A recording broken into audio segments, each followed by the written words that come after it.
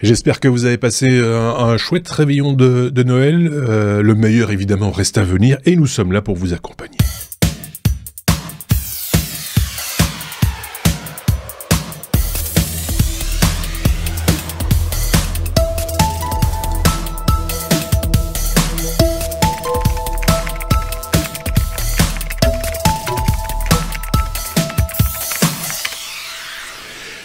Épisode 474 des Technos. Nous sommes présents entre les fêtes et après les fêtes aussi d'ailleurs, exceptionnellement. Je pense que les années précédentes, on n'avait pas fait ça.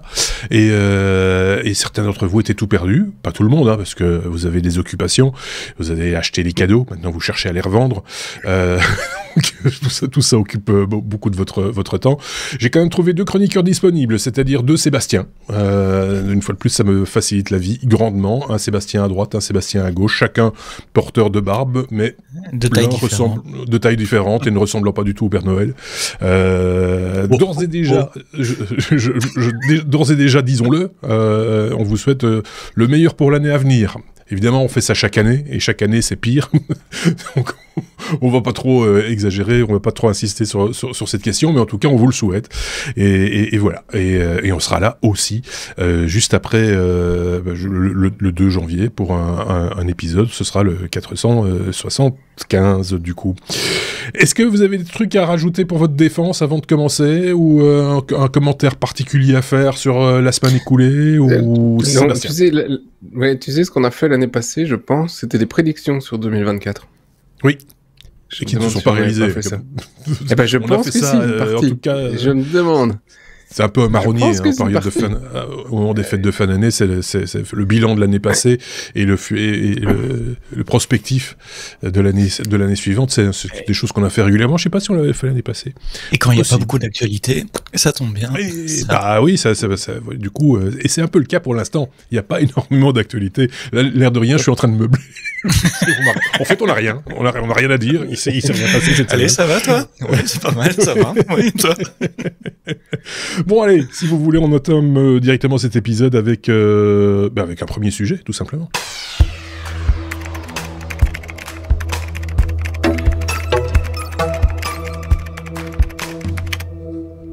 Et c'est forcément Sébastien qui ouvre la voie avec une première information. C'est trop facile, évidemment. 2024, l'année des assistants de code, Sébastien. Mea culpa, mea maxima culpa. Si vous me voyez, je me flagelle avec... En 2022 sont apparus l'IA générative et les assistants divers, et à l'époque on n'en a pas dit que du bien. Je me souviens de la phrase de niveau d'assistant bourré, juste bon à faire des photocopies, et encore. Il faut avouer qu'en 2023 et 2024, les choses ont bien évolué et dans plein de sens. Alors pour le mieux et pour le pire, évidemment, comme toujours avec les outils, on peut en faire des choses bien ou des choses pas bien. Mais il y a un côté où franchement les assistants ont changé ma vie, ce sont les assistants de code, et j'étais le premier à cracher dessus il y a un an, juste il y a un an. Je me souviens de conversations avec mon boss qui me disait il faut promouvoir ce machin-là, et moi je disais non, je vais quand même pas passer mon temps à chatter avec un système débile et à trouver les meilleures questions à poser, la meilleure formulation des questions, prompt engineering, pour avoir les réponses que je veux. Et il faut avouer qu'en 2024 ça a changé. Donc moi je code beaucoup sur des projets open source, etc. Et j'utilise 2 assistants de code principalement, un qui s'appelle Amazon Q for Developer, et puis Copilot qui est de GitHub qui appartient à Microsoft, et je teste un peu les 2. Et étonnamment, je les utilise pas énormément pour générer du code, bien que la génération de code soit utile, hein. On tape quelque chose et puis il nous propose le code à écrire, mais je l'utilise plus en remplacement de Google et de Stack Overflow. J'ai une question, je me pose, tiens, j'ai un fichier texte là et je dois changer le format, écris-moi un petit script de Python qui va transformer cette ligne-là en cette ligne-là, ou un shell script, des choses que je serais capable de faire, mais ça me prendrait une demi-heure pour le faire. Là, ça prend le temps d'écrire la question, ça prend un peu plus de temps d'écrire la question correctement que si je faisais une recherche sur Google. Mais ça me donne la bonne réponse directement. Sur Google, je devrais filtrer des dizaines de résultats, chercher, lire des trucs sur Stack Overflow et trouver des questions sur Git. Comment est-ce qu'on merge des branches, machin? Je veux écraser toute ma pile de commits, donc tout mon historique de commits en un seul. Comment je fais? Je pourrais trouver ça sur Google, mais là, c'est dans mon IDE. Je dois pas changer d'outil. Je tape la question dans le chat. En plus, il a le contexte de mes fenêtres ouvertes. Donc, s'il y a un éditeur ouvert sur un shell script, etc., il a le contexte, donc il répond en contexte. L'un ou l'autre, hein, j'utilise les deux, celui d'Amazon, celui de GitHub, de façon un peu interchangeable. Parfois, je les mets en compétition, je pose la même question aux deux pour voir comment ils répondent, et ça dépend un peu des langages de programmation. Mais on a vraiment... Voilà, on a passé un tournant là, on a vraiment sauté le pas entre un gadget rigolo à quelque chose de vraiment utile. Comme il y a 10 ou 15 ans, on n'allait probablement pas faire l'impasse sur les environnements de développement intégrés, les IDE, avec le code completion, le changement de couleur de syntaxe, etc. Je crois qu'en 2024 et encore plus en 2025, on va pas faire l'impasse sur ce genre d'outil qui va de plus en plus loin. Hein, écrire des tests unitaires, écrire des entêtes de documentation, un truc qu'on a tous horreur de faire. On a un message d'erreur un peu cryptique, on sélectionne le message d'erreur, on dit c'est quoi ça, et il nous explique pourquoi, les causes possibles, etc. Il donne pas toujours la solution, mais au moins il donne des indices. Est-ce que ça remplace un développeur? Non. Est-ce que ça menace nos boulots? Non, mais ça nous rend la vie vachement plus facile, plus agréable, plus productive, etc. Et pourquoi je vous parle de tout ça? C'est parce que cette semaine, il y avait aussi une news qui disait que GitHub Copilot devient gratuit. En tout cas, il y a un tiers gratuit pour les individus avec jusqu'à 2000 complétions de code, donc suggestions de code par mois et 50 messages de chat par mois. Donc, si vous n'avez pas encore essayé Copilot, essayez. C'est gratuit. Il y a un tiers gratuit côté Amazon aussi. Il faut juste une adresse email pour s'inscrire. Et il y en a d'autres. Le cool kit du moment, et je terminerai par là, s'appelle Z-E-D. C'est un IDE basé sur Visual Studio Code, hein, donc on est très vite, quand on démarre, on est à l'aise, c'est l'interface qu'on connaît de Visual Studio Code, mais il est intégré avec des assistants de code virtuels. Et la différence, c'est que il n'est pas lié à un modèle d'IA génératif particulier. Copilot est maqué avec OpenAI, ChatGPT, quoi qu'il y ait une option maintenant pour avoir Claude Anthropique. Amazon n'utilise pas ce qu'ils utilisent, mais je suppose que c'est Claude également. Z, on peut même choisir des modèles en local avec Llama, par exemple, si j'ai un modèle local et que je veux pas utiliser ça pendant, au travers du réseau, je veux avoir une installation locale. Souvent, il suffit que d'installer sa clé d'API si on a un abonnement à Claude, à OpenAI, et on utilise le moteur qu'on veut. Je crois que c'est la tendance, avoir le choix entre plusieurs modèles ou différents modèles pour différentes tâches.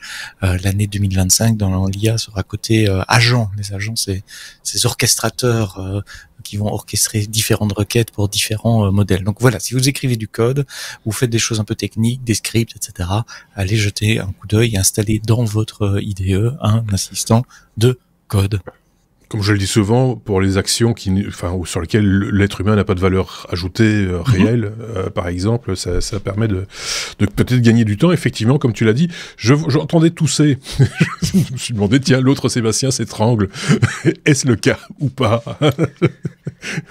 Oui et non. C'est pas comme le cloud où nous avons deux visions qui peuvent faire un débat pendant des heures. Fabuleux. 2025 approche, attention. On va éviter de le refaire. Je partage l'utilisation de Sébastien, mais un petit peu différemment. Moi, il est hors de question que je donne du code pour, etc. Par contre, quand je dois lire 200 pages de doc, je lui demande quand même, en général, je dis, aide-moi à sortir juste ce qui m'intéresse, parce que souvent, il n'y a qu'une page qui m'intéresse, et tu sais très bien me le résumer, et éventuellement même déjà me donner un exemple de 3 lignes pour commencer. Et donc, ce que je veux dire là-dedans, c'est que les bons devs vont plus vite, les mauvais devs vont encore perdre plus de temps parce que corriger le code qui sort de ces trucs, ça, c'est clair. C'est souvent pas évident. Et donc ça accroît encore la différence. Mais il y a un petit warning quand même que je dois faire qui m'a sauté aux yeux parce que je bossais sur un truc où c'était une API qui était apparemment vraiment très peu utilisée. D'ailleurs, c'est une de chez Google et Google mettait quasi à toutes les pages. Surtout, ne vous amusez pas à le faire manuellement, utilisez nos libs. Mais il était hors de question que j'utilise leurs libs parce que voilà, je voulais pas embarquer une trentaine de mégas de code pour pouvoir faire 2 appels sur une plateforme. Donc, il était hors de question. Et donc, j'ai demandé à plusieurs assistants de me proposer des morceaux de code pour commencer. Et il y avait des erreurs. Et quand je suis retourné sur Stack Overflow, c'était les mêmes erreurs. Donc, ce que je veux dire là-dedans, c'est que ils tirent leur savoir de quelque chose. Mais évidemment, ils ont analysé des discussions, des codes, etc. Mais si on n'a plus ces discussions sur Stack Overflow ou ailleurs, où vont-ils tirer leur savoir si on ne les a plus? Donc, ça me fait penser, c'est un peu le serpent qui se mord la queue, tu vois.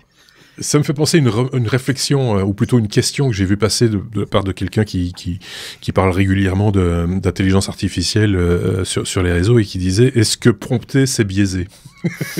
Je trouvais que c'était assez finement joué. Et parce que, évidemment, la réponse est dans ses podcasts et dans ses écrits, etc. Mais voilà, on le sait, les biais sont là et ils sont issus essentiellement de l'origine de l'information. D'où est-ce qu'elle provient et comment est-ce qu'elle a été transformée. L'intelligence artificielle ne s'auto-corrige pas nécessairement systématiquement sur ce type de biais, quoi. Ça me semble assez évident. Alors, j'ai une réponse partielle pour Seb, et ça a pas l'air super intuitif comme ça, c'est même un peu contre-intuitif. Quand j'étais à la Sega il y a quelques semaines, j'ai interviewé une start-up française qui s'appelle copilot.ai, qui fait des modèles spécialement dédiés pour pardon, j'ai dit copilote. Oui. Non, il est l'heure d'aller dormir. Poolside, le côté de la piscine. Ils ont été bien inspirés. Poolside.ai, excusez-moi, Poolside.ai, qui fait des modèles spécialement dédiés pour les développeurs, différents modèles avec un modèle, excusez-moi, métier, un business model qui fait qu'il y a rien dans le cloud, tout est installé chez soi on-prem, et ils entraînent leur modèle avec des données synthétiques générées par d'autres modèles, ce qui est assez rigolo et pourrait être contre-intuitif, mais eux garantissent que ils ont un taux de qualité d'acceptation des suggestions par les développeurs ou de résolution de problèmes beaucoup plus élevé que les systèmes du moment. C'est déjà disponible en preview, ça sera en tout début de l'année 2025. Poolside.ai. Allez jeter un petit coup d'œil. Je ne dis pas qu'ils sont mauvais, ces modèles, c'est juste que du code, juste en lisant le code, ils sont pas toujours capables de sortir une solution, et donc leur inspiration vient des questions qu'on répond et qu'on pose aussi sur le web. Donc si on les nourrit plus, on va voilà. Ils se nourrissent au-delà du code, c'est aussi une problématique liée on en parlerait régulièrement, parce que si demain on arrête de faire des sites web, par exemple, ou des blogs, ou des news, ou des machins, et on fait des news, donc à un moment donné, ces IA vont tourner en rond et s'auto-nourrir, s'auto-alimenter et créer de nouveau, partir dans des délires, ce qui s'est déjà vu. Donc on a tout intérêt à continuer à produire du contenu, et du contenu de qualité, que ce soit du code ou autre chose, parce que sinon, ces outils ne serviront bientôt plus à rien. Quand l'humain sera retiré de l'équation, il restera que des inconnus. Je pense qu'on a fait bien le tour de cette première question. On va pas prendre ce temps-là systématiquement, mais on va quand même avancer.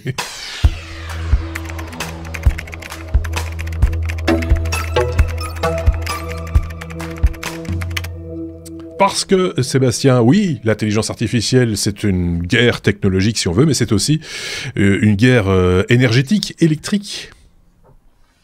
Oui, alors tu dis si on veut, on veut. C'est pas qu'on veut, c'est que c'est comme ça que ça se passe aujourd'hui entre les différents États, soit les États-Unis, les Chinois, ou j'allais dire l'Europe, mais l'Europe, c'est pas toujours.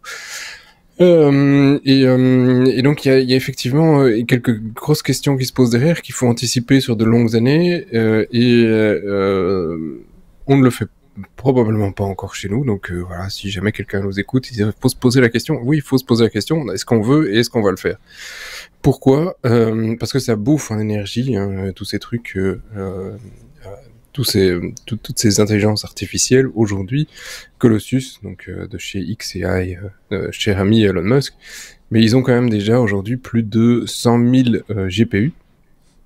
100 000 GPU, ça tire quand même un petit peu, aussi bien en énergie que en refroidissement, donc c'est quand même pas ridicule, et aussi en pognon, parce que 100 000 GPU, ils les ont pas eu gratos non plus chez Nvidia. Vu ce qu'il y a encore comme GPU qui vont être achetés, je pense qu'NVIDIA est parti encore pour de bonnes années de croissance. Et donc, ici, ils ont quand même annoncé qu'ils voulaient rajouter jusqu'à 900 000 GPU de plus pour arriver aux millions de GPU. Millions de GPU. Millions de GPU entre des cartes qui sont aujourd'hui entre 30 à 40 000 balles pièce, on est quand même un budget de entre 27 et 36 milliards. Ça veut dire aussi dollars. 10 fois plus de consommation. 10 fois plus de consommation. Alors c'est avec ce qu'ils considèrent qu'ils vont déployer, on parle de entre 1,2 et 1,5 gigawatts. C'est-à-dire c'est plus gros, c'est plus qu'une grosse centrale nucléaire. Rien que pour faire tourner les GPU que eux veulent installer XA. Et donc juste pour un site d'une société de Elon Musk, on va avoir besoin probablement 2 centrales nucléaires. On avait déjà parlé de ça, des centrales nucléaires rachetées ou construites. Google en veut une, Microsoft va en rouvrir une existante, et Meta également. Alors Meta a déjà des constructions en cours de centrales, pas nucléaires mais gaz, parce que ça se construit beaucoup plus vite que des centrales nucléaires. Et c'est tellement dans l'air du temps. Voilà. Mais est en train de faire des demandes pour pouvoir construire d'autres centrales pour arriver à 2,2 gigawatts sur son campus en Louisiane. Donc c'est la prochaine guerre qu'ils ont besoin. C'est pas juste d'avoir un bon code, c'est pas juste d'avoir de bonnes machines et de savoir acheter ces machines, c'est aussi de pouvoir avoir le jus pour alimenter ces machines. Et donc la prochaine guerre technologique sera tout d'abord une guerre énergétique, parce qu'ils ont besoin de...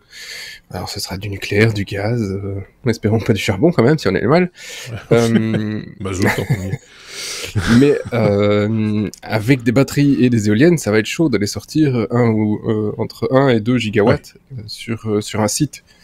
Donc on a quand même une question de ce qu'on va en faire, et il faut quand même voir un petit peu plus sur du long terme, parce que ça se construit pas en un an, une centrale nucléaire, il faut quand même quelques années, facilement une bonne dizaine d'années, et donc voilà, quelles que soient les puissances, on doit se poser les bonnes questions sur est-ce qu'on doit utiliser ces outils et jusqu'où on doit y aller, est-ce qu'on doit l'accepter, que les trucs consomment... Est-ce qu'un pays a besoin, fondamentalement. Et ces sociétés elles ne peuvent pas aller acheter de l'énergie aux États. D'ailleurs, j'en avais parlé il y a quelques semaines.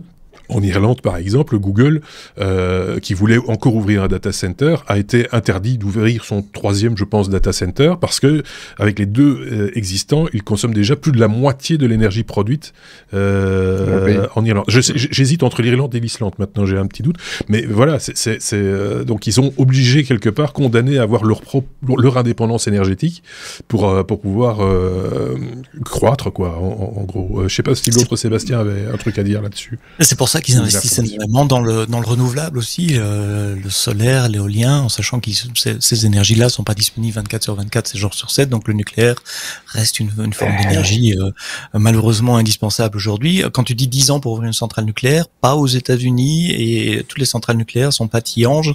Si vous nous écoutez en dehors de la Belgique, Tihange est une des plus grosses centrales en Belgique. Il y a des petites centrales nucléaires, alors je suis pas spécialiste dans le domaine aujourd'hui, mais qui dégagent moins de puissance, qui produisent moins de puissance, mais qui s'ouvrent de façon plus agile, plus mobile que ces gros ensembles opérés par des opérateurs étatiques, donc des opérateurs privés peuvent venir avec des petites, entre guillemets, centrales nucléaires, en tout cas aux États-Unis. Alors si tu veux, pour donner des chiffres, une SMR, donc un petit module nucléaire te fait 300 mégawatts. Ouais, il en faut beaucoup pour faire un peu plus. Il en faut déjà beaucoup pour arriver à alimenter juste ce que veut Elon Musk, parce que tu es à 1,5 gigawatt et probablement un petit peu plus, parce que ça c'est juste ce qu'on considère les GPU. Et donc si tu prends le reste de la machine, tu vas facilement dépasser les 2 gigawatts. Il faut avoir de la marge. Et ça te fait déjà 7 ou 8 réacteurs que tu vas construire autour de son installation. Ça il y a un peu d'air conditionné, il y a un peu d'équipement réseau, il y a des équipements de management, il n'y a pas que les GPU qu'il faut alimenter là. Non, maintenant c'est ce qu'il veut aussi, entre ce qu'il veut et ce qu'il aura. Voilà, Elon Musk. Mais il n'est pas le seul, hein. C'est ça, ils sont tous Microsoft en besoin énorme. Et il y a une autre tendance du moment, c'est la fabrication de GPU moins énergivores, un peu comme ARM a sauvé le monde du CPU côté serveur en venant avec des solutions, et côté laptop d'abord, avec des processeurs moins énergivores. Il y a des processeurs de fabrication indépendants d'NVIDIA qui se vendent, en tout cas c'est la promesse qui est faite par les fabricants, d'avoir un ratio consommation-production beaucoup plus efficace que les Nvidia actuels, et la réalité va passer dans les prochaines années par un mélange probablement des gros processeurs Nvidia plus ces nouvelles puces qui permettent de consommer moins de courant. Pourvu que ce soit le moins polluant possible, sans vouloir faire l'écologiste de base, et voilà, parce que effectivement, il y a cet enjeu-là aussi. On sait aujourd'hui que la moitié du PIB mondial, un peu plus de la moitié du PIB mondial, est lié à des ressources naturelles. Ce qui est énorme, donc ça veut dire que pour sauver en gros la planète, il faudrait se passer de la moitié de notre PIB. En gros, c'est ça l'idée. Donc voilà, autant le savoir, autant essayer de faire en sorte que s'il y a consommation, ce soit pas sur le dos de notre santé et de notre planète, quoi. Et ça me fait penser à un conférencier français dont je reviens pas directement sous le nom, où il y a pas mal de vidéos qu'on peut retrouver en ligne. Tu y pensais à lui exactement aussi. Oui, et le nom ne me revient plus. C'est juste parce que tu l'as dit. Merde. Voilà. Mais qui prône une forme de décroissance, et on n'aura pas, là, on n'est clairement pas sur une forme de décroissance, très loin de là. Et alors, ce que disait Sébastien, c'est très intéressant. Effectivement, il y a beaucoup de recherches, certainement sur des GPU plus efficients. Le problème, c'est qu'ils vont pas sortir demain, et que ces sociétés aujourd'hui... Ils existent déjà aujourd'hui. Mais ils n'auront pas de la masse, enfin, tu vois, pour beaucoup de choses, tu vois, même si tu diminues par 2 l'année prochaine, pour beaucoup de choses, économiquement, ils doivent faire des choix aujourd'hui. Construire une centrale, ou partir sur... Tapez dans Google le nom Jean-Marc Jancovici, et vous aurez accès à ces vidéos, etc., etc. Et c'est souvent très didactique, très intéressant, très... C'est le liégeois qu'on voit tout le temps à la télé? Non, c'est pas un liégeois. Oui, les Français. C'est les Français. Ils sont 100% français. Tu confonds avec quelqu'un d'autre. Non, tu confonds avec un électricien de chez nous. Alors, voilà. Mais bon, ces vidéos sont parfois un peu longues, mais quand vous éteignez, vous êtes très instructif. Quand vous coupez le truc, vous n'avez pas forcément la patate en disant c'est génial, on va tous mourir. Mais son analyse vaut le coup quand même d'être écoutée. Ok, passons à la suite.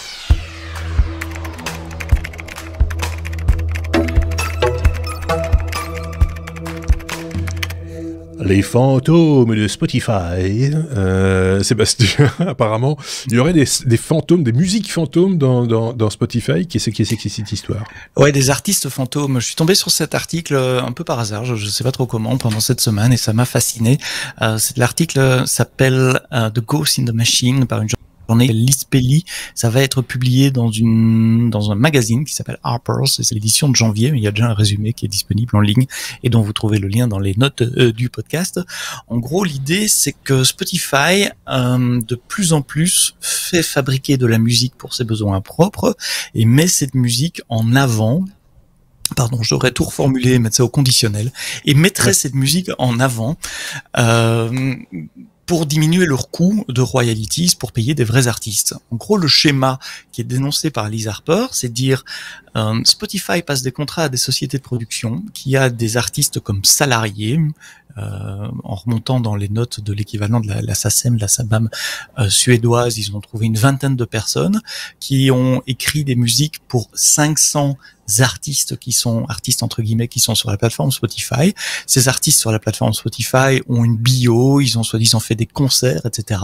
On retrouve leur nom nulle part ailleurs que sur Spotify, donc si on google leur nom, ils n'existent pas, et ces 500 artistes ont fait des milliers de musiques qui sont mises en avant dans les playlists de relaxation, de chill mood, de jazz, etc.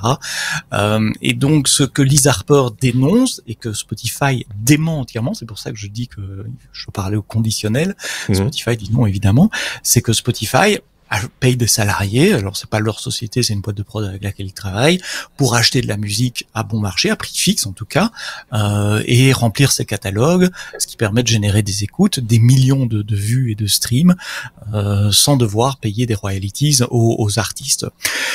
Rien d'illégal là-dedans, vous allez me dire, mais les artistes, ils l'ont mauvaise, parce que tout ça, c'est du trafic, c'est du temps d'écoute qui est dévié d'artistes réels qui ont besoin d'argent pour vivre.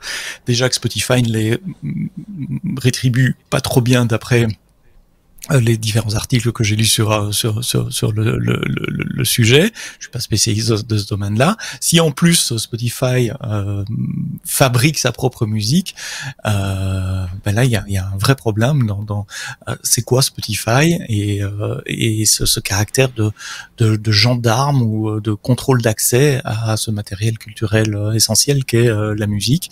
Et en lisant cet article, non seulement j'étais très étonné, j'allais dire, j'étais sur le cul de découvrir ces pratiques-là, mais en plus, je me disais, mais quel changement par rapport au Spotify des débuts, vous savez, ces révolutionnaires qui voulaient faire la guerre contre les labels de musique, qui voulaient dire ok, Pirate Bay c'est pas bien parce que vous piratez la musique, les artistes ont besoin d'être rémunérés, on va créer la meilleure offre légale de streaming de musique, ce qu'ils ont réussi, hein, ils ont mis un coup dans l'industrie musicale incroyable, mais pour devenir ça maintenant au XXIe siècle, enfin en 2025, c'est un peu triste et j'ai vu suite à ça, parce que j'ai fait un peu de recherche, etc., une flopée de gens qui disent moi je me désabonne, je paye plus pour Spotify, etc.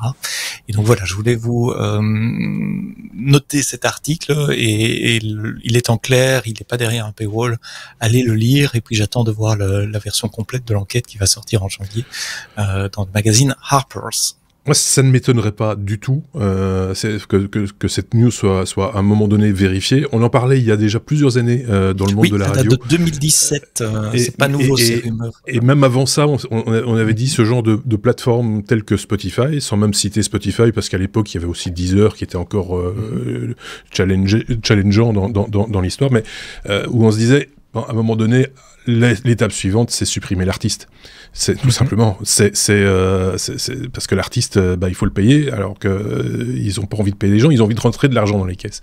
Et donc ça, c'est réellement l'étape suivante. Et c'est quelque part aussi la branche sur laquelle ils sont assis, c'est la même que celle des majors qui sont aussi en train de scier cette même branche, parce que les majors, en fonction des différents pays, parce que les règles ne sont pas les mêmes d'un pays à l'autre, mais se disent que finalement avoir en catalogue seulement 5 ou 10 articles plutôt qu'une centaine, c'est bien plus facile à gérer, et c'est bien plus rentable, et de toute façon ils n'ont qu'une bouche et qu'un seul estomac, ils n'ont pas besoin de le remplir 10 fois, et donc on pourra les sous-payer à l'envie si on a envie. Sébastien, vous voulez rajouter peut-être quelque chose? J'ai l'impression d'avoir déjà dit ça il y a un sujet précédent, mais si les artistes ne font plus de musique, on n'aura plus de musique. Donc si les développeurs ne répondent plus aux questions, on n'aura plus de réponse aux questions. Voilà. Il va quand même toujours falloir payer à un moment des vrais gens qui font des vraies choses. Ouais, exactement, et avec du talent de préférence pour pas non plus niveler par le bas, quoi. C'est parce que sinon on est un petit peu mal parti. Tout ça, c'est très positif. Enfin, l'année. Sans le vouloir, on fait une prospective de l'année prochaine. Elle va être top. Vous allez voir, ça va être génial.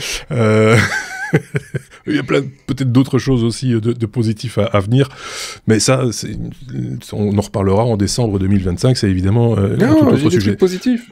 Partez oui, pas. On y viendra plus tard. Tu as raison de faire un peu de teasing, mais il y a du positif dans cet épisode, ne vous inquiétez pas. D'un autre côté, si vous avez envie d'indiquer en commentaire, soit sur YouTube, on regarde la vidéo, ou sur les plateformes de podcast, ou sur les réseaux sociaux, etc., enfin ceux sur lesquels on se trouve encore, vous le savez, on quitte doucement les réseaux sociaux, mais bref, il y a toujours moyen de nous contacter, ne serait-ce que via notre site lestechno.be. Si vous avez des remarques à faire sur l'année 2025 et que vous aussi vous avez une opinion là-dessus, n'hésitez pas à la partager avec nous. Oui, un petit truc avant de passer au écrire aussi par carte postale au P.O. Box. Oui. Et puis au fax. Le fax, c'est également... Je vous donnerai le numéro du fax si je le retrouve.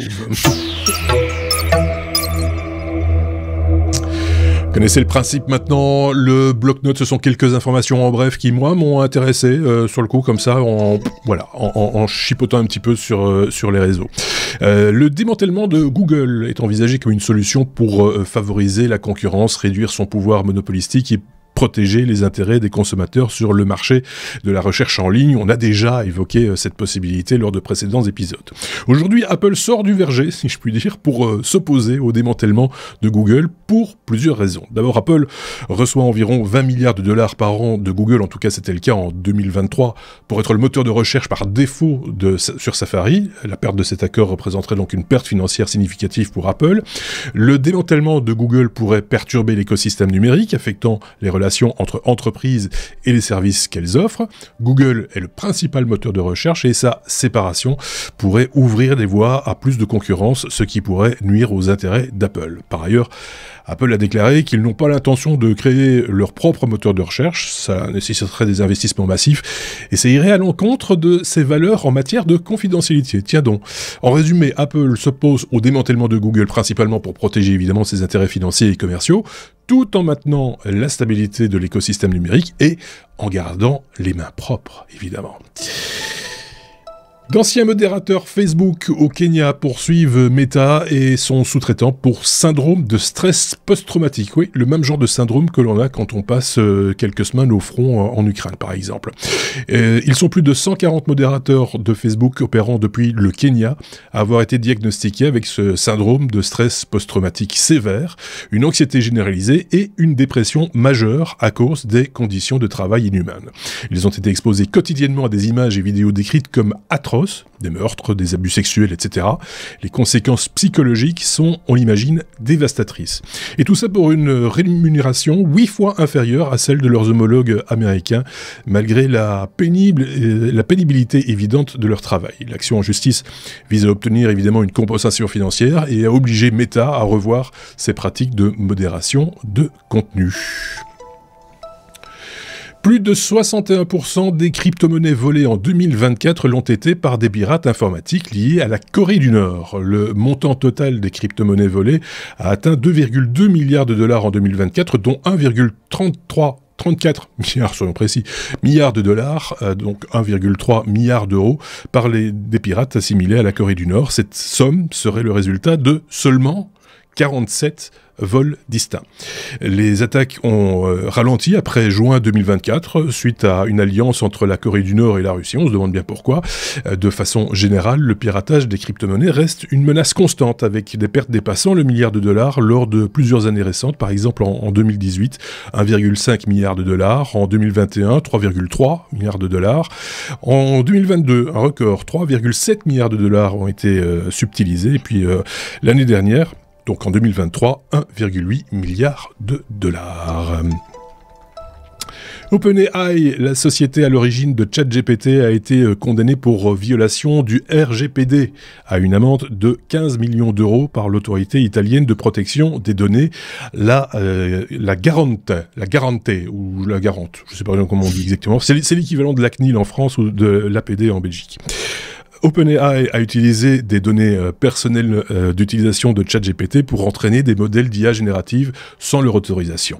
En plus de l'amende, OpenAI devra mener une campagne d'information de 6 mois pour expliquer à ses utilisateurs comment leurs données personnelles sont utilisées et comment ils peuvent s'y opposer. C'est la première fois qu'OpenAI est condamné en Europe pour des violations du RGPD et probablement pas la dernière puisque 14 autres enquêtes sont en cours en Europe sur ChatGPT. Ça passera par l'Irlande, je pense, parce que ChatGPT a déplacé son siège en Irlande. Je ne sais pas si l'un de vous avait une remarque complémentaire à faire par rapport à une de ces informations que vous avez sans doute vu passer également. Je sais que l'un des Sébastien avait un peu bossé déjà le sujet sur Meta, je pense. Non, pas sur Meta, sur Apple et sur Google. Ouais. Pas grand-chose de plus à dire. Tu as été hyper concis et précis sur le truc. Et sur le dernier sujet sur l'Italie, je ne me prononcerai pas sur ce pour le moment. Non, mais ça... entendu tousser. mais ça va être très intéressant parce que s'il y en a un qui rentre dans la brèche, les autres risquent de suivre. L'Irlande, la France vont leur tomber dessus et chaque fois ça va être en coup de millions. Donc à voir comment le business de ces modèles d'intelligence artificielle peut continuer à travailler en Europe avec le RGPD. A priori, le modèle qui fonctionnait en Italie est le même que celui qu'on utilise dans les autres pays européens. Donc oui, justement. Justement, c'est ça que je dis. C'est une fois que le premier est rentré dans la brèche, les autres vont y passer aussi. Voilà. Ça va leur coûter des millions. Et donc, comment est-ce qu'ils vont adapter ces systèmes pour être conformes aux réglementations européennes? C'est chaque fois une petite brique de leur future centrale nucléaire. C'est un dernier mot?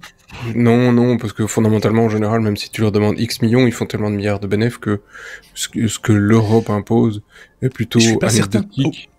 Est-ce qu'OpenAI fait des bénéfices c'est 5% max de leur chiffre d'affaires, donc Il y a plusieurs Si tu choses. veux, Il y a ce que Marc dit. Attendez. Est-ce que OpenAI fait des bénéfices?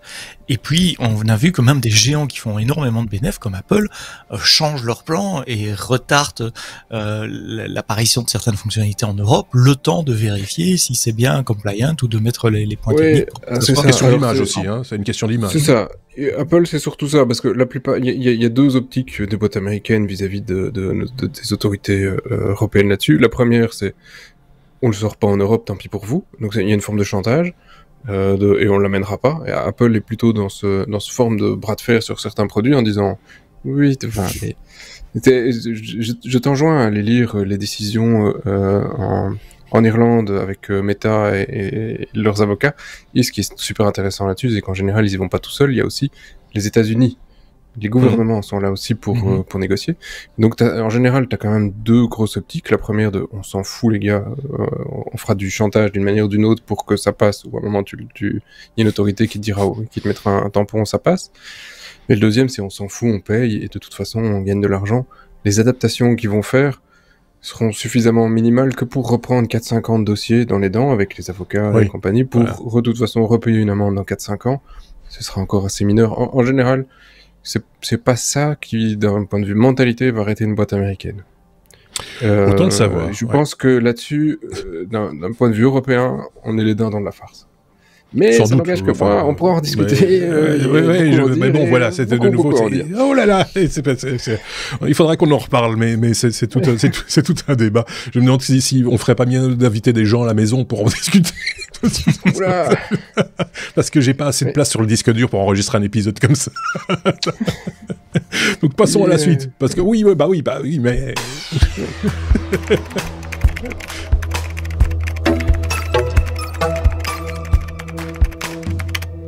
Tiens Seb, qu'est-ce que c'est que cette histoire de Magic Module, l'invention attendue en console portable? Qu'est-ce que c'est que ce truc encore, une nouvelle invention?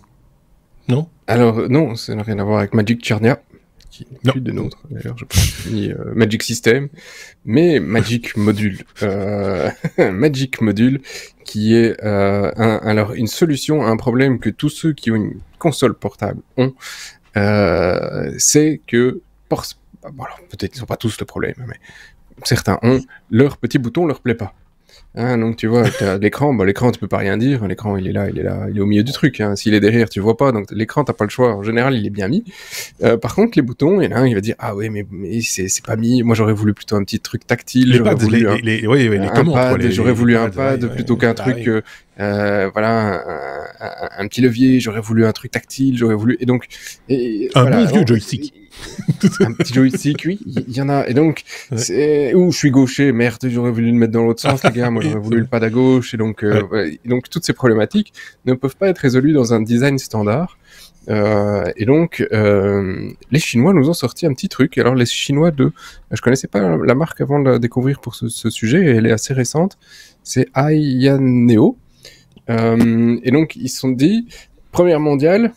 Après, on va vous faire juste 2 petits trous de chaque côté, et vous allez avoir des modules, et vous pouvez choisir ce que vous mettez dessus. Vous voulez des boutons, vous mettez des boutons, vous voulez un pad, vous mettez un pad, vous voulez un machin, et ça se clipse dedans, et donc vous pouvez choisir, vous le mettez à gauche, à droite, et vous dessinez du coup votre console portable comme vous le voulez. C'est super intelligent, c'est couillon de chez couillon. C'est pas un coup extraordinaire, ils ont leur petit connecteur derrière, tu le clipses dedans et t'es parti. Et donc voilà, c'est la bête.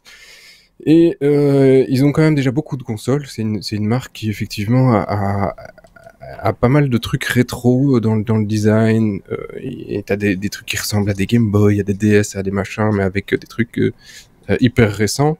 Ici, la bestiole, elle t'embarque quand même un Ryzen i9 12 cœurs, donc le truc voilà. T'as deux versions ou un Ryzen 7. Et donc c'est des trucs qui dépotent. C'est pas pas de la merde le processeur qu'ils ont mis derrière et le GPU avec un Radeon 890 pour un petit truc portable très sympa. Mais alors qu'ils annoncent mondialement que c'est les premiers, que c'est les machins, etc. Ça a quand même déjà été fait par le passé. C'était le Vapor Casing en 2015 et le Game Shell en 2017. à part des trucs dont on a vraiment beaucoup entendu parler, et une autre petite boîte qui, elle, a eu quand même un peu plus de succès en 2016-2017. C'était GPD Win, c'est une marque qui fait beaucoup d'ordinateurs, mais là, c'est plus orienté. Il y a un mix entre gamer et pro, parce que c'est des petites machines qui se permettent de jouer, mais en même temps, elles sont vraiment... Bougez pas, j'en ai une. Allez, il va aller démonter son bureau, il doit avoir... Ah ben voilà, c'est comme ça qu'on perd. C'est comme ça c'est comme ça qu'on perd un chroniqueur en direct. Tu vois, et c'est une petite machine qui a tout et qui est super. Elle tient dans la main, et donc en fait quand tu pars en voyage ou en bagnole ou quoi que ce soit et que tu sais que t'es pas chez toi et que tu peux toujours être rappelé pour une urgence. J'ai ça qui traîne dans la boîte à gants ou avec moi en me disant ok, avec ça j'ai un clavier complet, je me connecte en console et je peux aller régler un problème s'il y a à distance. Ça m'évite de pleurer et de revenir en bagnole jusque chez moi, ou de toujours me trimballer avec un laptop. Donc eux, ils étaient plus entre les deux, entre la console et le pro. Le pro qui a besoin d'un petit truc très léger. Mais l'idée, comme c'est bon vieux netbook. Mais l'idée est pas mal. C'est pas mal du tout. Enfin, on vous renvoie évidemment dans les notes du podcast. Vous retrouverez le lien vers le site Frandroid, d'où est issue l'information. Mais vous pourrez la croiser avec certainement d'autres sites également. Il y a pas mal de visuels pour montrer comment ça se plug. En fait, les commandes à gauche et à droite sur la console se glissent, s'insèrent en gros. Et si vous voulez avoir des boutons à droite et un joystick à gauche ou l'inverse, ou des boutons partout, ou des joysticks des deux côtés, ou des pads, des machins, etc., vous pouvez faire exactement ce que vous voulez. Il y a 6 options en fait que vous pouvez placer sur les deux inserts pour ces commandes. Moi je trouve ça plutôt intelligent, et d'autres fabricants feraient bien de s'en inspirer quelque part, mais j'imagine qu'il y a un brevet là-dessus. Mais voilà, je trouve ça. Un brevet, une société chinoise. Ouais, c'est ça. Ouais, t'as raison. Sans doute qu'ils ont piqué le brevet à quelqu'un. Il faudrait se renseigner un petit peu. Je sais pas ce qu'en pense l'autre Sébastien, il est pas très gamer non plus, mais... Non, pas du tout. D'ailleurs, j'ai pas compris, ça se met sur des consoles existantes ou c'est leur console Non, c'est leur console. Leur console, mais alors, quel est le marché, quel OS et quel est le parc de jeux disponible sur ces trucs-là? C'est Windows qui tombe dessus. C'est Windows, d'accord. Tu mets ce que tu veux, si tu as envie de mettre un Linux, tu peux. De toute façon, la dernière de Valve, c'est sous Linux. Android aussi. Très bien. Mais sinon, sous Windows, ça marche très très bien. Ouais. On va te faire tourner Android là-dessus. Cette machine. Il y a des jeux pas facilement. Non, pas facilement. Pas facilement. T'as vraiment beaucoup plus de chances de taper un Windows dessus. Et c'est très utilisable, un Windows sur ce genre de bestiole, avec l'écran tactile. Que demande le peuple. En tout cas, sur l'idée, moi je dis que c'est une bonne idée. Moi je trouve ça assez sympathique, assez séduisant. J'ai envie de vous dire, je suis en train de perdre ma conduite. Comme ça vous savez tout. Ah non, je l'ai retrouvé.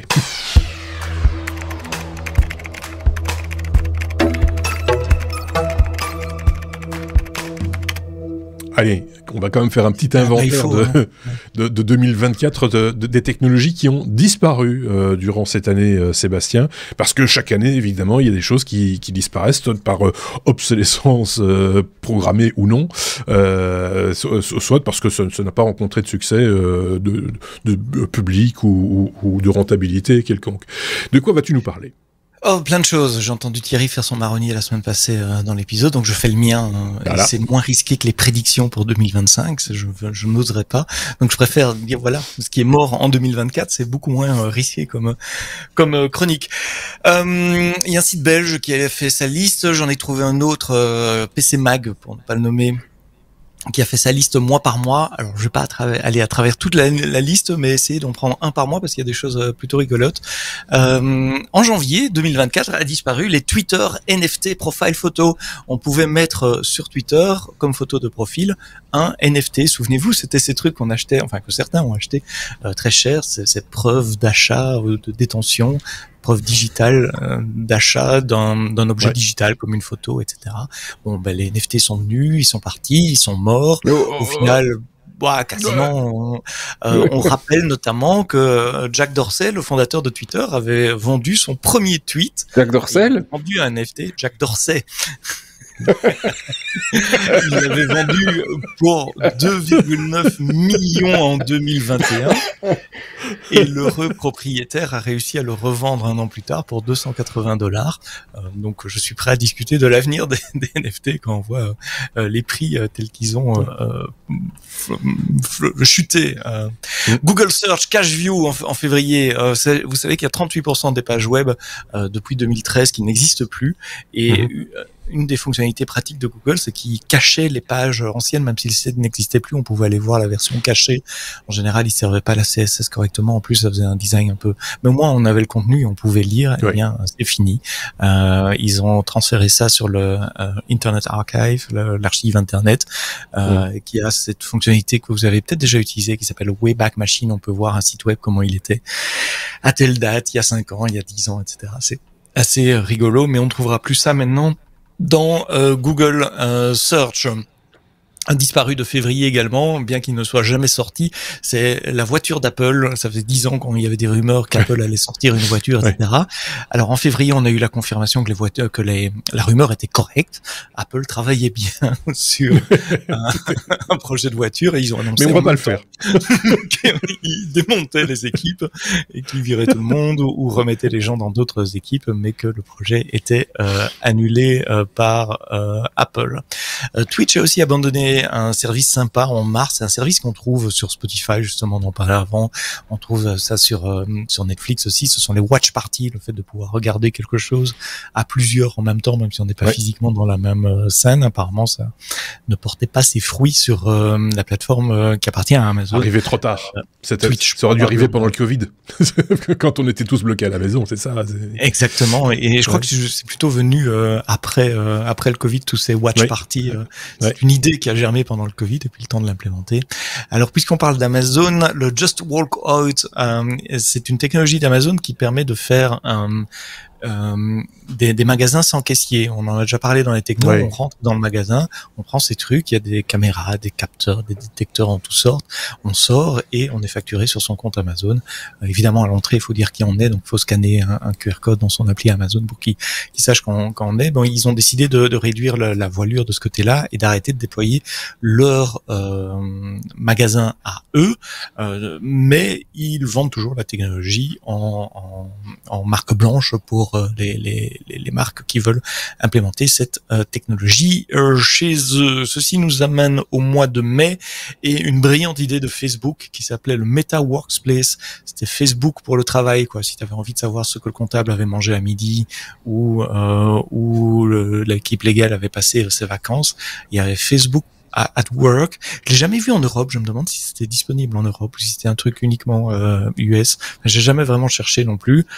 J'aurais pas l'occasion de chercher puisque c'est mort depuis le mois de mai. Et si vous avez des données là, vous pouvez encore les migrer jusqu'au 31 août 2025. L'application Google Pay RIP aussi rejoint le cimetière des applications Google. C'est transféré dans le wallet de Google qui remplace et supersede, comme on dit en anglais, mais surtout au mois de juin, dans ma chronique Vieux-Con, c'était ICQ. Qui se souvient d'ICQ, la petite fleur jaune, toute première messagerie qu'on installait sur son PC avec son modem 54K, etc. L'autre Sébastien porte toujours le deuil depuis juin. Il avait encore son compte. Hein, t'avais encore toi à disposition. 13 72 168. Voilà. 30 ans. C'est comme ça. 30 ans et ils ont fermé le 26 juin. Ça a été vendu, ça a été développé par une boîte israélienne au départ qui s'appelait Mirabilis et puis c'est AOL qui avait racheté en 98 pour 407 millions de dollars et puis 12 ans après AOL l'a revendu à une société russe qui s'appelait DST, qui s'appelle VQ maintenant et c'est cette société là qui a fait le shutdown. Quoi d'autre? ça nous amène en juillet, où décidément dans l'article de PC Mag, il y a beaucoup de produits Amazon. D'habitude, c'est les produits Google. Là, pour une fois, c'est Amazon. Ils avaient lancé un petit robot sur roue avec un écran qui faisait Alexa. Aussi, c'était le Astro Robot, mais il n'a pas vécu très longtemps puisque il a vécu quelques trimestres seulement. C'était quand même $2,300 le Jojo pour avoir un mélange de Ring, de Fire TV et d'Alexa monté sur roue ou sur chenille pour que ça se déplace chez soi. Je sais pas qui. Enfin, apparemment, il n'y a pas beaucoup de monde qui a acheté ça. Non. Un autre truc de Google, c'est les short URL. Hein, vous savez, les équivalents de Bitly. Ouais, le shortener. Comme ça. Le Google URL shortener, si vous l'utilisez, vous pouvez plus. Les URL vont continuer de fonctionner jusqu'au 25 août 2025, c'est dans 8 mois. Mais après, vos URL qui sont goo.gl, goo.gl, c'est fini aussi. Terminé. Oui. Je trouve bien pratique. Hein. Non, du tout. Je trouve ça bien pratique, moi. Mais bon, il y en a d'autres, des shorteners. C'est pas la fin du monde. Mais autant que les liens continuent, que le domaine et que les fonctionnalités continuent à fonctionner, parce que souvent on utilise les shorteners pour gagner de la place dans certains articles de blog ou sur les réseaux sociaux, etc. Donc ce serait un peu dommage de perdre ces liens, quoi. Mais bon, voilà, ça finira par disparaître. Ouais. Et puis il y a Bitly qui existe toujours, bit.ly, qui fonctionne plutôt bien. Et moi je l'utilise en version gratuite depuis des années. Ça fait le job. Alors je sais pas ce que PC Mac a contre Amazon, mais il y a aussi l'Echo Show, donc un des appareils famille Alexa avec un écran, celui-là qui a été arrêté en septembre. Et Amazon a fait de l'ordre, mais on en a déjà parlé avec Benoît, je crois, dans un autre épisode des podcasts du Kindle Oasis aussi, qui était le haut de gamme des e-book readers à $250, qui est passé à la poubelle, remplacé par une version couleur, si je me souviens bien, dont on a parlé. Et côté Microsoft, ce sont les HoloLens, les fameux lunettes de réalité virtuelle et augmentée, malgré un contrat qui a été passé avec l'armée américaine. Oui, mais ça faisait vomir les GIs. Tellement c'était mal foutu. Il paraît que c'était... Non, il paraît qu'ils étaient vraiment pas bien du tout. Et ils ont renvoyé tout le monde à la planche à dessin pour repartir sur une nouvelle version, parce que ça ne fonctionnait pas. Il y a manque de fiabilité, manque de précision, etc. Donc ils n'ont pas lâché l'affaire, mais ils ont quand même dû reprendre le dossier depuis zéro, quoi. Et les HoloLens 2 seront supportés, jusque fin 2027. Et puis pour terminer, quelques produits Microsoft aussi, puisque Windows 11 a enterré WordPad, le vénérable éditeur de texte. Il y avait Notepad juste pour du texte, WordPad pour du RTF. Je sais pas qui utilisait WordPad. Enfin, déjà moi j'utilise pas Windows, donc je suis mal placé pour en parler. Mais voilà, c'est un produit qui n'a jamais trouvé sa place entre un éditeur de texte tout simple comme Notepad ou un éditeur plus complet comme Word. Il était là un peu au milieu, enfant hybride des bâtards, et il sera plus là dans le futur. Même chose pour Paint 3D qui avait été lancé en 2017, qui était un peu la version 3D du vénérable MS Paint, qui lui aussi est passé à la trappe, si je me souviens bien. Un truc qui m'avait amusé avant le Covid, c'était les titres interactifs sur Netflix où on pouvait soi-même choisir la suite d'une série. Je sais plus ce que j'avais regardé, j'en avais regardé qu'un. Ah oui, c'était un épisode de Black Mirror où à certaines étapes le truc s'arrêtait et on disait qu'est-ce que vous voulez faire maintenant, est-ce que vous choisissez l'option 1, 2, 3, un peu comme les jeux de rôle dans les années 80. Eh bien, si vous avez regardé des titres interactifs sur Netflix, ils ne sont plus non plus. Ils ont été mis à la porte en novembre, il y a juste un mois. Et voilà, c'est à peu près tout. Décembre, est-ce qu'il y a des choses connues en septembre? Ah oui, un truc important en décembre, un truc que j'utilisais encore, que j'ai utilisé récemment, ce sont les Skype Credits. Quand on n'a pas de téléphone fixe ou qu'on veut appeler quelqu'un dans un pays lointain ou qu'on veut un numéro de téléphone dans un pays pour pouvoir faire des appels en local, on pouvait obtenir un numéro de téléphone chez Skype et payer des Skype Credits, et on payait à l'appel, on payait à la minute d'appel en fonction de qui on appelait, depuis quel numéro on l'appelait. Microsoft a publié une petite note ce mois-ci sur le site de Skype en disant que les crédits ne sont plus disponibles et qu'il nous encourage, devinez quoi, à prendre un abonnement et à payer tous les mois plutôt que payer une fois par an $10 en fonction de sa consommation. Voilà, c'était une liste un peu longue et encore je l'ai Je l'ai Oui, résumé. t'as bien taillé parce qu'il y a des trucs franchement anecdotiques dans ces listes. Et mais voilà. Je sais pas si Sébastien avait, lui, noté un truc disparu dans l'année 2024 et qui va lui manquer, ou pas. Non, moi je voulais juste réagir sur les NFT, même si je ne suis pas fan des NFT. Loin de là. NFT. Non, du tout. Je veux juste rappeler que certaines technos, effectivement, et on est assez vieux tous pour le savoir, comme les bulles.com en 2000, 2008, il y a eu encore... Tous les 7-8 ans, t'as une bulle qui explose. Crypto ont explosé déjà je ne sais combien de fois. Et finalement, la .com, 20 ans plus tard, elle domine quand même le monde. Je dis pas que la NFT va dominer le monde, néanmoins, je dis pas non plus que la techno est achetée avec l'eau du bain. Il y a eu beaucoup d'abus. Sur le fond, il y a des choses intéressantes à faire avec un NFT, pas pour mettre des photos de singes dans tous les sens, avec toutes les couleurs possibles et imaginables, ça n'a aucun sens, mais il y a quand même toujours un marché. La dérive n'a aucun sens, mais il y aura certainement un marché quand même un jour pour cette techno, et aujourd'hui, il y a quand même toujours, sur 30 jours, t'as quand même toujours $1 milliard qui sont, enfin ici, sur les 30 derniers jours, 913 millions de dollars. C'est peut-être une techno qui, si on va refaire l'histoire là, mais qui aurait sauvé l'industrie du disque à l'époque où tout le monde se partageait des MP3 en veux-tu en voilà. À partir du moment où le fichier MP3 était lié à une NFT, il n'y avait plus cette possibilité de dupliquer à l'envi des bases de données musicales et de les partager gratuitement avec tout un chacun. C'est dans cet esprit-là qu'il faut le voir. C'était plutôt oui. À qui il appartient, mais c'est plus sur un lien avec le monde physique qui je pense peut avoir un intérêt, mais ça on verra le gouvernement dans les prochaines années comment ça peut aller. Mais je te prends un exemple tout simple qui aurait pu être très utile, c'est tu achètes un vélo, ton vélo est quelque chose d'unique. Et donc tu pourrais très bien effectivement. Je le voyais comme ça pour le morceau de musique, plutôt que de pouvoir le dupliquer, de dire si je ne veux plus de ce morceau ou de cet album du groupe Police, donc tu puisses le transmettre et le revendre à quelqu'un d'autre parce qu'il t'appartient. Je le revends et du coup je ne peux plus l'utiliser parce que voilà, ça aurait pu effectivement un genre de DRM quoi. Entendons-nous, je ne crache pas sur la technologie, d'ailleurs, c'est de la blockchain, si je me souviens bien, qui est cachée là derrière les NFT. Ce qui était ridicule et ce qu'il est toujours, c'est la bulle spéculative qu'il y a eu il y a 2 ans autour des NFT et tous les abus dont Marc a parlé. Et ça, c'est terminé et c'est une bonne chose. Faut passer au-dessus des abus et voir ce qu'il y a derrière. Tu vois, rien qu'aujourd'hui, tu as $20 millions qui sont passés là-dessus. Quand même, c'est pas rien. Sur la totalité, il y a 68 milliards quand même qui sont passés. Oui, c'est quand même pas... Ouais, enfin bon, voilà. On en reparlera peut-être en 2025. C'est pas mort, bon, d'accord, ok, mais on en reparlera en 2025. Si on n'en entend pas parler en 2025, en décembre 2025, tu vas te faire allumer par Sébastien. Non, mais attends, regarde les QR. Je mets une note. Pendant combien d'années? Et puis le Covid a fait revivre le QR code. Oui, tout à fait. Qui était mort. Oui, il y a des choses comme ça. Oui, tout à fait.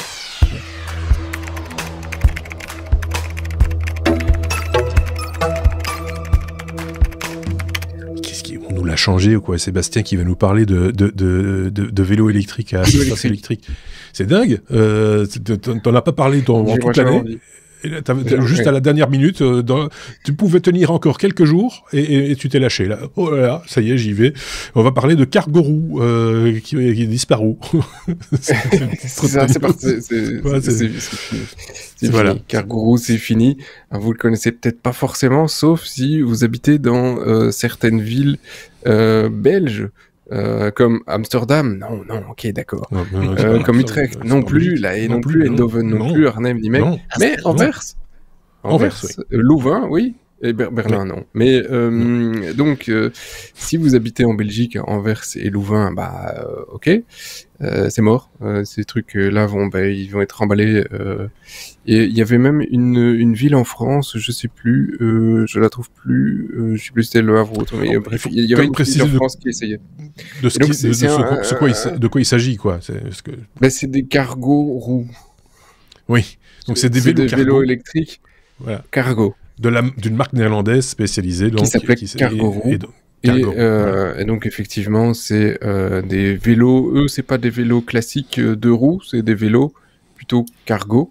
Donc le but y est d'y taper tes gosses ou des choses donc tout ce qui a pas de valeur en fait. C'est ça. On va dire ça. Et donc c'est soit sur l'avant, soit sur l'arrière, ça dépend. Mais ici effectivement les vélos qu'on a vus de Cargorou, c'était plus un genre de gros bac devant. Où tu pouvais mettre tous les brols. C'est pas les seuls à faire ça, hein. Soyons honnêtes. C'est pas les seuls, très loin de là. Alors, on peut citer aussi Simplon, qui était donc une boîte autrichienne qui, fin septembre, est morte en insolvabilité. Watt, c'était une boîte hollandaise aux Pays-Bas qui a crevé en septembre. Timio aux Pays-Bas et Fouel en France. Stella en octobre. Et Smafo en décembre, ainsi que Amselod fin décembre. Donc en gros, là, c'est toute la liste des décédés. Ils sont tous en train de décéder. Et c'est le profit de qui ? Il y en a bien un qui survit là-dedans. Alors, oui et non. Le problème, c'est qu'ils sont pas rentables. C'est cher, c'est cher. Les Cargorou, ils ont perdu un marché avec la ville d'Amsterdam qui a signé avec une autre boîte qui était BACMI.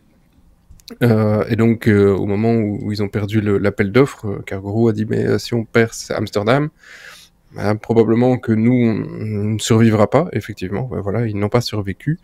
Et donc, le problème c'est que BACMI a signé donc avec Amsterdam, mais que BACMI n'a pas suffisamment de vélos, n'arrive pas à servir Amsterdam comme il en était, et que du coup Amsterdam, s'il ne travaille plus avec BACMI, n'aura plus non plus Cargorou parce qu'ils n'existeront plus. Pour que je comprenne bien, parce que je suis tombé sur une news, parce que pendant que tu parles, en fait ce sont des vélos cargo, mais partagés, c'est ça l'idée, si je comprends bien. En tout cas, il y avait eu une expérimentation à Lyon avec les mêmes cargo, et là c'était en mode vélo cargo électrique en libre service. Donc c'est au-delà, c'est pas de la vente de vélos cargo. Non, ils vendent pas. De la location. C'est que la location. D'accord, ok, je comprends mieux. C'est de la location, comme tu as un Vélib ou un truc comme ça. Voilà, c'est ça, donc, voilà. Tu as de location. Et donc, si tu avais l'habitude de payer et de les utiliser, parce que c'est le genre de truc qui est quand même assez pratique. Hein. Je vois un cargo vélo, tu veux en acheter un, toi, ça coûte un pont. Ça coûte cher, hein. Ça coûte assez cher, des trucs avec assistance électrique. Bon, ça te coûte le prix d'une petite bagnole, hein, ou pas loin, finalement. D'occasion en tout cas certainement, et donc ils survivent pas au truc. Donc est-ce que le marché est là, parce que c'est très gentil de vouloir faire de la mobilité douce, mais est-ce que le marché est là que pour pouvoir faire un grand acteur privé où il doit être supporté par le public? Donc là aussi on doit se poser quelques questions. Si tu veux ce genre de truc demain dans ta ville, est-ce que ça doit être supporté par le public pour pouvoir avoir un prix qui est suffisamment accessible et attractif pour que les gens l'utilisent, ou est-ce que non, on doit laisser ça à tout un chacun d'avoir les moyens d'acheter ce genre de vélo? Mais alors, je vois un problème, moi. Peut-être que vous allez abonder dans mon sens, parce que moi je vois régulièrement, j'ai des collègues qui ont ce type de vélo, qui ont acheté ce type de vélo cargo, voilà, c'est vraiment, et c'est pratique, il faut le reconnaître. Par contre, contrairement à un vélo, on va dire classique, de roues, un pédalier, un cadre, la prise en main prend toujours un peu de temps, et on roule pas avec ça comme avec un vélo standard, quoi. Et est-ce que dans ton garage comme ça, hein. Et d'une part, mais est-ce que en vélo partagé, est-ce que c'est la bonne idée, sachant que des gens, des béotiens totaux qui ont l'habitude du vélo, mais pas de ce genre de vélo, est-ce qu'ils vont être vraiment à l'aise avec ce type de matériel, et est-ce que la sauce va prendre? C'est ça la question, en fait. On peut s'en inquiéter, parce qu'il y a moyen de se faire très mal, hein, avec ce genre de... C'est lourd, hein, ce truc-là, c'est l'air de rien. Oui. Donc voilà, moi je pense qu'il y a un peu de ça aussi, la crainte de la sécurité, etc. Est-ce qu'on va pas se planter, surtout si c'est pour mettre des choses sans valeur dedans, comme des enfants. Faut quand même faire attention à ce qu'on fait aussi, parce que j'en vois qui ont acheté le bidule en question et qui s'en servent comme des couillons, quoi.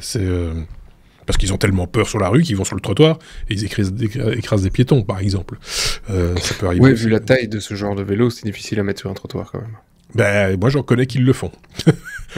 À mes dépens. Donc, écoute, ils l'ont acheté, tant mieux, parce que si ils l'utilisaient en libre service, voilà, ça sent le sapin pour ce genre de service pour le moment. Effectivement. Donc voilà, le marché est... on l'aura vu. Comme les trucs des DVD, on l'aura vu. Voilà. Alors, c'est ça. et les mecs, Oui. soit dit en passant, faut quand même se dire, ils sont pas partis avec 2,50 € de fonds, hein. Ils y ont mis beaucoup d'argent. Cargourou, ils avaient levé en 2022, qui a pas longtemps, 2 ans et des poussières, 10 millions d'euros. Quand même, oui. Donc, Ok. 10 millions qu'ils ont réussi à brûler en 2 ans, c'est quand même beaucoup d'argent. Non, c'est pas rien. Non, c'est pas rien. Et on peut pas dire c'est le Covid machin, 2022. On peut dire qu'ils y croyaient. Hein. Ils y croyaient, et beaucoup d'investisseurs qui sont dans le bio-écolo, qui vont dans ce genre de trucs, et je comprends le principe, mais force est de constater, le modèle économique aujourd'hui est pas là. Ok, bon, bah, on verra en 2025 si la sauce prendra d'une autre manière, parce qu'il faudra essayer autre chose, du coup, puisque ça a déjà été tenté, donc il faudra passer sans doute à... Des trottinettes électriques, Cargo. C'est ça. Ou les mini trottinettes électriques pour mettre les trucs sans valeur dessus. Avec remorque. Avec sac à dos. Mettez-les dans un sac à dos en trottinette. C'est vraiment plus pratique. Un devant bon, les amis, c'est la fin de cet épisode, le dernier épisode de l'année. Cela étant dit, le 474e épisode va clôturer cette année 2024. On vous souhaite d'ores et déjà une bonne année 2025. Je me répète un petit peu parce que je l'ai dit au début.